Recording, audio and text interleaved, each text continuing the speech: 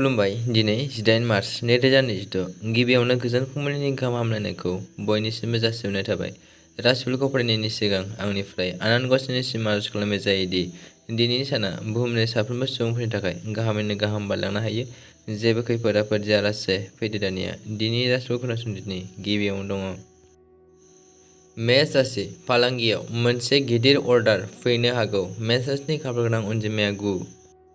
बृष राशि। फालांगियाव जौगागोन आरो मुलाम्फा जागोन। बृष राशिनि खाफाल गोनां अनजिमाया 6।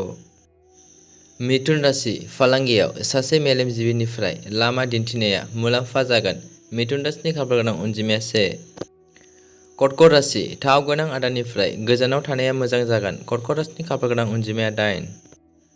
सिंह राशि। फालांगियाव उफ्रा मुलाम्फा जागोन। सिंह राशिनि खाफाल गोनां अनजिमाया 8। कन्या राशि। फालांगियाव जेबो गिदिर थिरांथा लानायनिफ्राय गोजानाव था। कन्या राशिनि खाफाल गोनां अनजिमाया 1। तुला राशि। फालांगियाव राङारि मुलाम्फा जानायनि मिजिं दं। तुला राशिनि खाफाल गोनां अनजिमाया 5। वृश्चिक राशि। रां दाहार लानायनिफ्राय गोजानाव था। वृश्चिक राशिनि खाफाल गोनां अनजिमाया 2। धनु राशि। गोदान लोगोजों लोगो मोनलायनो हागौ। धनु राशिनि खाफाल गोनां अनजिमाया 5। मकर राशि। फालांगियारि बिथिङाव बांद्राय फोथायनाया मोजां जानाय नङा। मकर राशिनि खाफाल गोनां अनजिमाया 2। कुम्भ राशि। फालांगियाव आय आरो खरसाया बांगोन। कुम्भ राशिनि खाफाल गोनां अनजिमाया 5।